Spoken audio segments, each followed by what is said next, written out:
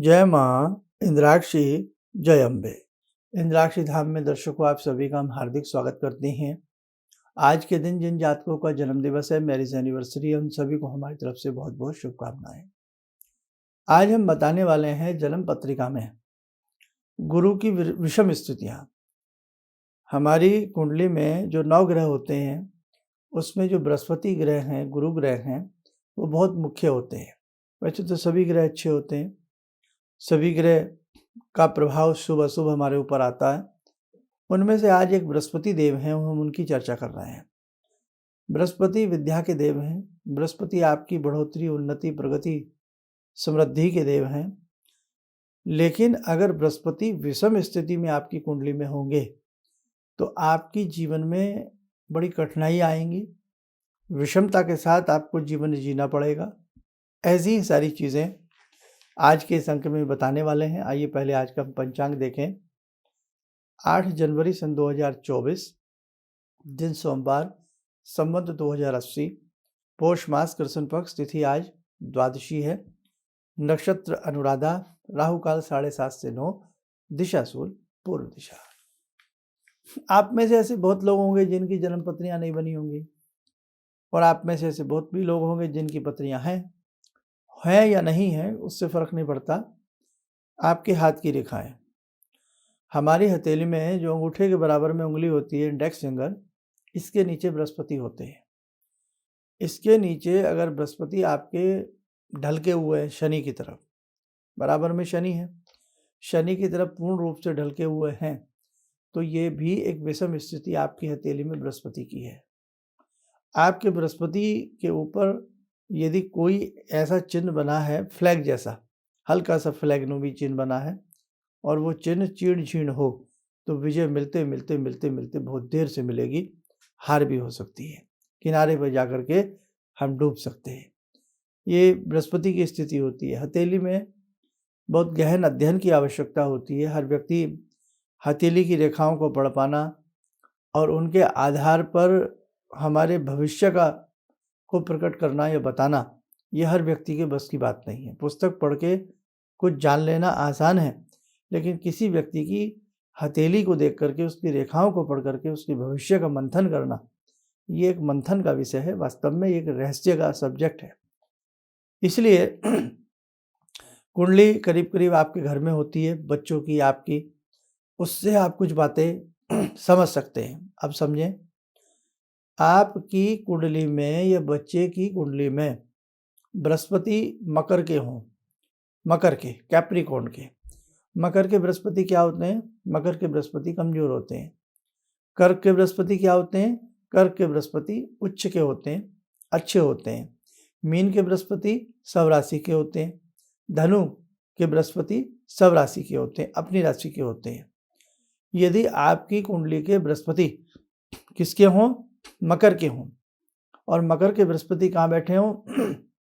लगन में बैठे हों, सप्तम में बैठे हों, अष्टम में विराजमान हो जन्म से, तो विषम स्थितियों में का सामना करना पड़ेगा। जब जब बृहस्पति की महादशा, अंतरदशा या गोचर स्थिति में बृहस्पति वहाँ जाएंगे, आपको दिक्कतें आएंगी।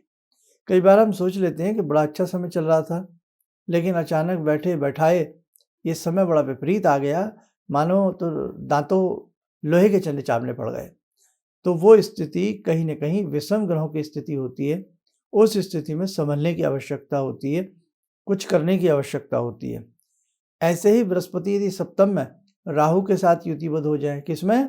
सप्तम में, तो विवाह शादी का विखंडन कर सकते हैं, खंडन कर सकते हैं, लेट लतीफ कर सकते हैं, या विवाह हुआ लेकिन विवाह का सुख वो नहीं हुआ जो साहब विवाह का सुख चाहिए। आपकी पदोन्नति में दिक्कत हो सकती है। आप विद्वान हैं, माहिर हैं, सारी बातें हैं, लेकिन उसके बावजूद भी आपकी वो तरक्की नहीं हो पा रही है। आप उतना नहीं कमा पा रहे हैं, आप उतनी, आपकी प्रशंसा नहीं हो रही है, उतना आपको यश नहीं मिल रहा है, आपको दिक्कतें आएंगी। तो बृहस्पति यदि सप्तम में भी हैं, और सप्तम में जाकर भी यदि राहु के साथ युतिबद्ध हैं और मकर के हैं, तो और ज़्यादा आपको खराबी महसूस होगी। और इसी के साथ साथ और भी कुछ बातें होती हैं, वो मैं आपको अभी समझाऊंगा। आइए पहले समय हो चला आज की ध्यान साधना से जुड़ने का। आज की ध्यान साधना में हम जुड़ते हैं भगवती जगदम्बा से। ॐ सिन्दूरारुणविग्रहां त्रिनयनां माणिक्यमूलस्फुरात् स्तारानायकशेखरं स्मितमुखी भापेन वाक्षोरुवां पाणिभ्यामलपूर्णरत्नचषकां रत्नोत्परां बिभ्रति सौम्यां रत्नघटस्थरक्तचरणां ध्यायेत्परामम्बिकां खड्गं चक्रगदेषु चापपरिगान् शूलम्बुशोण्डिं शिरा शङ्खं संदधतीं करे स्त्रीनयनां सर्वाङ्गभूषावृतां नीलास्मद्युतिमास्य पाददशकां सेवे महाकालिकां यामास्तो स्वपितैहरो कमलजो हन्तुं मधुं कैटवम् विद्युद्दामसमप्रभां मृगपते स्कन्दस्थितां भीषणां कन्या विहकरवालखेटविलसा धस्ताविरासेवितां हस्तैश्चक्रगदाशिखेटविशिखां चापं गुणं तर्जनीं विप्राणामलिलात्मिकां शशिधरां दुर्गां त्रिनेत्रां भजे। कवच बना लें, ध्यान करें, जगदम्बा का शुभ आशीष हम सबके ऊपर बरस रहा है।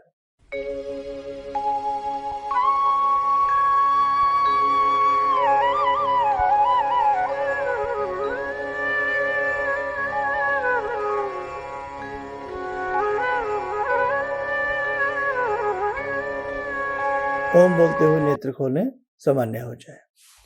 देखो साधकों, बृहस्पति की स्थिति अगर विषम है तो जीवन में विषमता आएंगी, कठिनाई आएंगी, संघर्ष करना पड़ेगा। ऐसे ही यदि आपके बृहस्पति किसके साथ हों? शनि के साथ हों, या आपके शनि की दृष्टि यानी कि शनि की दृष्टि बृहस्पति के ऊपर हो और बृहस्पति मकर राशि के हों, तो भी कहीं ना कहीं जीवन में बड़ी दिक्कतें आती हैं। बृहस्पति के कारण विषम स्थितियों में आपको अनेकों प्रकार के रोग भी सता सकते हैं, जैसे मिर्गी से संबंधित समस्या, मूर्छा से संबंधित समस्या, लंग्स एस्थमेटिक कुछ समस्याएं, कफ की समस्याएं। हालांकि बुध चंद्रमा भी इसके द्योतक हैं, लेकिन बृहस्पति भी द्योतक है। कंठ विकार आपको हो सकता है, बुध जैसे कंठ विकार उत्पन्न करते हैं, ऐसे ही यदि बृहस्पति विषम स्थिति के हैं तो भी आपको कंठ विकार की समस्याएं पकड़ सकती हैं। बहुत लोग चक्कर सा आता है, घुमेरी सी आती है, समझ में नहीं आया, सारे टेस्ट करा लिए, कहीं कोई कमी नहीं है, लेकिन फिर भी सर में चक्कर सा आता है, घबराहट सी बन जाती है, कई बार जी मितली सा हो जाता है, तो भी आपके बृहस्पति अच्छे नहीं है। की सारी बातें, छोटी छोटी बातें, चाहे वो बृहस्पति को लेकर के हों, राहु को लेकर के हों और अन्य अलग ग्रहों की विषमता को लेकर के हों, यदि हम समय पर इन सब चीज़ों का उपचार कर लें तो बहुत अच्छा रहता है। हम साधना अपने जीवन में बढ़ा करके रखें, वो भी एक उपचार है। लेकिन साधना के साथ साथ यदि हम बहुत लोग देखो साधना अच्छे से नहीं कर पाते हैं, भागते दौड़ते जीवन है बहुत लोगों का, या जिन्हें साधना की सही पद्धति नहीं आती है, या जिन्होंने कहीं से कोई गुरु दीक्षा नहीं ली है, तो वो भटकाव की स्थिति में रहते हैं। तो यदि जीवन में कुछ भी आपको दिक्कत लग रही है तो मैं कहता हूँ, कुंडली है तो दिखा लो, नहीं है तो अपने हाथ की रेखाओं को दिखा करके आपकी हथेली में जो विषम ग्रह है, उसकी जो विषमता आपके जीवन में चल रही है, उसका उपाय यदि कर लोगे तो आपका जीवन सुखों से भरने लग जाएगा। ये सच्ची बात है और ये पक्की बात है। यदि विषम ग्रह आपके हाथ आ जाएं और उन विषम ग्रहों का दान उपाय, अब बहुत लोग कहते हैं कमज़ोर ग्रह का दान ना करो, ऐसा ना करो, बहुत सारी ऐसी बातें हैं जो आपके माइंड को भ्रम में डाल देती हैं। लेकिन बेटे हमेशा ध्यान रखना, दान के प्रति एक बात याद रखना, ज़रूरत जब भी किसी को पड़े तो हम कुछ भी दान कर सकते हैं। अब एक व्यक्ति प्यास से बेचारा तड़फ रहा है, भूख से मारा जा रहा है और कोई आपसे कह दे कि साहब आपके तो फलाने ग्रह ऐसे हैं, आपको तो दान नहीं करना चाहिए। अरे ये कोई बात हुई क्या? एक व्यक्ति एक प्यासे को प्यास बुझा दो, भूखे को खाना खिला दो, है ना?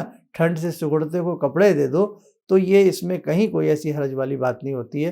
तो बेटा कभी भी उल्टी-सीधी बातों में मत आना, कमज़ोर बातों को कभी मत सुनना। इसलिए कभी अगर बुरा किसी के ऊपर वक़्त आता है तो उस वक़्त को आप सँभालने का प्रयास करना, आपको किसी भी बात से डरने की आवश्यकता नहीं है। तो जीवन में कैसी भी विषमता हो, कैसी भी कड़वाहट हो, कैसी भी दिक्कत हो, आप किसी अच्छे मर्मज्ञ से मिलिएगा, किसी अच्छे एस्ट्रोलॉजर से मिलिएगा, आपके जीवन में खुशहाली का रास्ता ज्योतिष शास्त्र भी उत्पन्न कर सकता है। चलिए, आप सब स्वस्थ रहें, सुखी रहें, इन्हीं शुभकामनाओं के साथ हम अपनी वाणी को विराम देते हैं। जय जय अम्बे। मेरा नाम श्रद्धा निखारे है और मेरी प्रॉब्लम थी कि मेरी शादी फिक्स नहीं हो रही थी। आपने कंगन का उपाय बताया था और मैंने वो उपाय किया भी और 15 दिन के अंदर मेरी शादी फिक्स हो गई। किसी भी समस्या के समाधान के लिए मिले प्रसिद्ध हस्तरेखा एवं वास्तु विशेषज्ञ प्रोफेसर धर्मेंद्र शर्मा जी से। नोट: शिविर में भाग लेने हेतु एवं व्यक्तिगत रूप से मिलने के लिए कॉल करने का समय सुबह 10 बजे से शाम 6 बजे तक। हमारे विभिन्न ज्ञानवर्धक कार्यक्रम देखने के लिए आप हमें अभी सब्सक्राइब करें, बेल आइकन को प्रेस करें ताकि आप देख सकें हमारा कार्यक्रम सबसे पहले। और अधिक जानकारी के लिए फेसबुक पेज को लाइक करना न भूलें।